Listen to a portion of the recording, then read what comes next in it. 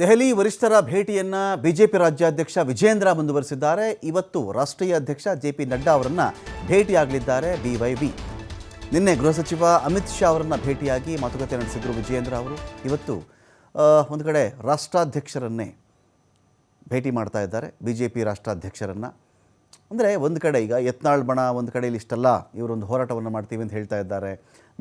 ಮೇಲುನೋಟಕ್ಕೆ ನಾವು ಗಮನಿಸ್ತಾ ಹೋದಾಗ ವಕ್ಫ್ ವಿರುದ್ಧದೇನೋ ಹೋರಾಟ ಅಂತ ಅನ್ನಿಸ್ತಾ ಇದೆ ಇದು. ಆದರೆ ಒಳಗಡೆನೆ ಬರೀ ವಕ್ಫ್ ಉದ್ದೇಶ ಇದ್ದಂತೆ ಕಾಣಿಸ್ತಾ ಇಲ್ಲ. ಒಂಥರ ಹೊಗೆ ಆಡ್ತಾ ಇದೆ.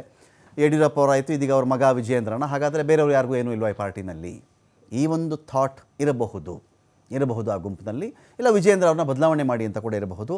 ಇದರ ನಡುವೆ ದೆಹಲಿಗೂ ಬೆಂಗಳೂರಿಗೂ ಒಂದು ಕಡೆ ಓಡಾಟ ಜಾಸ್ತಿ ಆಗ್ತಾ ಇದೆ ವಿಜೇಂದ್ರ ಅವರದ್ದು. ಅಮಿತ್ ಶಾ ಅವರನ್ನು ಭೇಟಿಯಾಗಿ ಒಂದು ಕಡೆ ಮಾತುಕತೆ ನಡೆಸಿದ್ದಾರೆ. ಈಗ ಇವತ್ತು ಬಿಜೆಪಿ ರಾಜ್ಯಾಧ್ಯಕ್ಷರು ಬಿಜೆಪಿಯ ರಾಷ್ಟ್ರಾಧ್ಯಕ್ಷರನ್ನು ಭೇಟಿ ಮಾಡಿ ಮಾತುಕತೆ ನಡೆಸಲಿದ್ದಾರೆ. 3 ತಿಂಗಳಲ್ಲಿ ಜೆ.ಪಿ. ನಡ್ಡಾ ಅವರ ರಾಷ್ಟ್ರೀಯ ಅಧ್ಯಕ್ಷ ಅವಧಿ ಮುಗಿತಾ ಇದೆ, ಕೊನೆ ಆಗ್ತಾ ಇದೆ. ಅದು ನಡ್ಡಾ ಅವರ ಜೊತೆಗೆ ವಿಜೇಂದ್ರ ಅವರ ಅವಧಿ ಕೂಡ ಮುಕ್ತಾಯವಾಗ್ತಾ ಇದೆ. ಎಕ್ಸ್ಟೆಂಡ್ ಮಾಡಿ, ವಿಸ್ತರಿಸಿ ಅಂತ ಕೇಳ್ತಾ ಇದ್ದಾರೆ ವಿಜೇಂದ್ರ ಅವರು, ನಮಗೆ ಗೊತ್ತಿಲ್ಲ. ಹೀಗಾಗಿ ತಮ್ಮ ಆಡಳಿತ ಅವಧಿಯ ಸಾಧನೆ ಮತ್ತು ಕಾರ್ಯಕ್ರಮಗಳ ಬಗ್ಗೆ ಮಾಹಿತಿ ಕೊಡುವ ಸಲುವಾಗಿಯೂ ಹೋಗಿರಬಹುದು, ಅಥವಾ ಮಾಹಿತಿ ನೆಪ ಕೂಡ ಆಗಿರಬಹುದು. BYVಗೆ ಮುಂದಿನ ಅವಧಿಗೂ ಕೂಡ ಅಧ್ಯಕ್ಷ ಸ್ಥಾನದಲ್ಲಿ ಮುಂದುವರಿಯುವಂಥ ಆಸಕ್ತಿ ಒಂದು ಕಡೆ ಇದೆ. ಹೀಗಾಗಿ ತಮ್ಮ ಉಮೇದುವಾರಿಕೆಯನ್ನು ಮುಂದಿಟ್ಟು ಸಹಕಾರವನ್ನು ಕೋರೋದಕ್ಕೂ ಕೂಡ ಹೋಗಿರಬಹುದು. ನಿನ್ನೆ ಭಿನ್ನರ ವಿರುದ್ಧವಾಗಿ ಅಮಿತ್ ಶಾಗೆ ದೂರು ಕೊಟ್ಟಿದ್ದರು ವಿಜೇಂದ್ರ ಅವರು. ಇವತ್ತೇನಾಗುತ್ತೆ ಗೊತ್ತಿಲ್ಲ.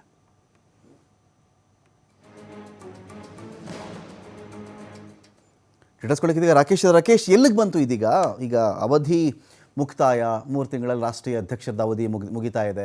ವಿಜೇಂದ್ರ ಅವ್ರದ್ದು ಹೆಚ್ಚು ಕಡಿಮೆ ಆವಾಗಲೇ ಅವ್ರದ್ದು ಕೂಡ ಅವಧಿ ಮುಗಿತಾ ಇದೆ. ವಿಸ್ತರಿಸಿಕೊಡಿ ನಮಗೆ, ಎಕ್ಸ್ಟೆನ್ಷನ್ ಕೊಟ್ಬಿಡಿ ನಮಗೆ, ಈ ಒಂದು ಬೇಡಿಕೆ ಇದೆಯಾ ಇಲ್ಲಿ? ಅಥವಾ ಯತ್ನಾಳ್ ಬಣದ ಒಂದಷ್ಟು ಹೋರಾಟಗಳು ಅಥವಾ ಅವರ ಒಂದು ಒತ್ತಡ, ಅವರ ಒಂದು ಲಾಬಿಗೆ ಪರ್ಯಾಯವಾಗಿ ಇಲ್ಲಿ ವಿಜೇಂದ್ರ ಅವರು ದಾಳ ಉರುಳಿಸ್ತಾ ಇದ್ದಾರಾ ಅಂತ? ಪ್ರಶ್ನೆ ಮತ್ತೊಮ್ಮೆ. ಈಗ ಒಂದು ಕಡೆ ಯತ್ನಾಳ್ ಬಣ ಇಲ್ಲಿ ಒಂದು ಹೋರಾಟವನ್ನು ಮಾಡ್ತಾ ಇದ್ದಾರೆ, ಅಲ್ಲಿ ವಿಜೇಂದ್ರ ಅವ್ರನ್ನ ಬದಲಾಯಿಸಿ ಅಂತ ಕೂಡ ಇರಬಹುದು. ಇನ್ನೊಂದು ಕಡೆ ವಿಜೇಂದ್ರ ಅವರ ಅವಧಿ ಕೂಡ ಮುಗಿತಾ ಇದೆ, ನಡ್ಡಾ ಅವರ ಅವಧಿ ಕೂಡ ಮುಗಿತಾ ಇದೆ, ನಮಗೆ ವಿಸ್ತರಿಸಿ ಕೊಡಿ ಅಂತ ಕೂಡ ಇರಬಹುದು. ಸೊ ಇಲ್ಲಿ ಇದು ಯತ್ನಾಳ್ ವಿಚಾರ ಮುಖ್ಯವಾಗಿದೆಯಾ ಇಲ್ಲಿ, ಅಥವಾ ಅವಧಿ ವಿಸ್ತರಣೆ ಮುಖ್ಯವಾಗಿದೆಯಾ ಅಂತ? ವಿಜೇಂದ್ರ ಅವರ ದೆಹಲಿ ಭೇಟಿಯಲ್ಲಿ 2 ವಿಚಾರಗಳು ಕೂಡ ಪ್ರಮುಖವಾಗಿದೆ ಅನ್ನುವಂಥದ್ದು ಅವರ ಆಪ್ತ ಮೂಲಗಳಿಂದ ತಿಳಿದಿರುವಂತಹ ಮಾಹಿತಿ. ಅಂದ್ರೆ ಮೊದಲನೇದಾಗಿ ತಮಗೆ ಕೊಟ್ಟಿರುವಂತಹ ಈ ಸೀಮಿತ ಅವಧಿಯ ರಾಜ್ಯಾಧ್ಯಕ್ಷ ಪದವಿಯಲ್ಲಿ ನಿರೀಕ್ಷೆ ಮಾಡದಂತ ಸಾಧನೆಯನ್ನು ಮಾಡ್ಲಿಕ್ಕೆ ಆಗ್ತಾ ಇಲ್ಲ, ಈಗಷ್ಟೇ ಪಕ್ಷ ಕಟ್ಟುವ ಪ್ರಯತ್ನದಲ್ಲಿದ್ದೇನೆ, ಮತ್ತೊಂದು ಅವಧಿಗೆ ನನಗೆ ಅವಕಾಶ ಸಿಕ್ಕಿದ್ರೆ ಪಕ್ಷಕ್ಕೆ ಹಿರಿಯರು ಇಟ್ಟಿರುವ ನಿರೀಕ್ಷೆಯನ್ನು ಪೂರ್ಣಗೊಳಿಸುವುದಕ್ಕೆ ಅವಕಾಶ ಸಿಗುತ್ತೆ. ಆ ಹಿನ್ನೆಲೆಯಲ್ಲಿ ಅದನ್ನ ವಿಸ್ತರಣೆ ಮಾಡುವಂತಹ ವಿಷಯ ಬಂದಾಗ ಮತ್ತೊಮ್ಮೆ ನನ್ನನ್ನು ಪರಿಗಣಿಸಿ ಅನ್ನುವಂತಹ ಮನವಿಯನ್ನ ಕೂಡ ಅವರು ಇಡೋದಕ್ಕೆ ಮುಂದಾಗಿದ್ದಾರೆ ಅನ್ನುವಂಥದ್ದು.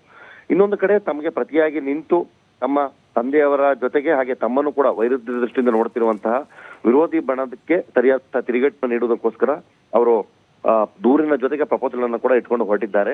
ರಾಜ್ಯಾಧ್ಯಕ್ಷರ ಬದಲಾವಣೆಯನ್ನ ಮಾಡುವುದಾದ್ರೆ ಯಾಕೆ ಅನ್ನೋದನ್ನ ನೇರವಾಗಿ ತಿಳಿಸಬೇಕು, ಮತ್ತೆ ಅದಕ್ಕೆ ಪೂರ್ಣ ಕಾರಣಗಳನ್ನ ವರಿಷ್ಠರು ನೀಡಲೇಬೇಕು ಅನ್ನುವಂತಹ ಬಿಗಿಪಟ್ಟನ್ನು ಕೂಡ ಅವರು ಇಟ್ಕೊಂಡಿದ್ದಾರೆ.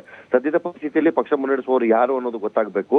ಸಂಕಷ್ಟದ ಸಂದರ್ಭದಲ್ಲಿ ಪಕ್ಷವನ್ನ ಕಟ್ಟುವಂತ ಜವಾಬ್ದಾರಿಯನ್ನು ನಾನು ಹೊತ್ತುಕೊಂಡಿದ್ದೇನೆ. ಜವಾಬ್ದಾರಿ ಪೂರ್ಣಗೊಳಿಸುವುದಕ್ಕೆ ಅವಕಾಶ ಕೊಡೋದಕ್ಕಿಂತ ಮೊದಲೇ ಒತ್ತಡ ಅಥವಾ ಬರುವಂತಹ ದೂರುಗಳಿಗೆ ಹೈಕಮಾಂಡ್ ನಾಯಕರುಗಳು ಕಿವಿ ಕೊಡಬಾರದು ಅನ್ನುವಂತಹ ವಿಚಾರವನ್ನು ಕೂಡ ಪ್ರಸ್ತಾಪಿಸಿದ್ದಾರೆ ವರಿಷ್ಠರ ಭೇಟಿಯ ವೇಳೆ ಅನ್ನುವಂಥದ್ದು ಪ್ರಮುಖವಾದಂತಹ ವಿಚಾರಗಳು. Ramakant, thank you Rakesh.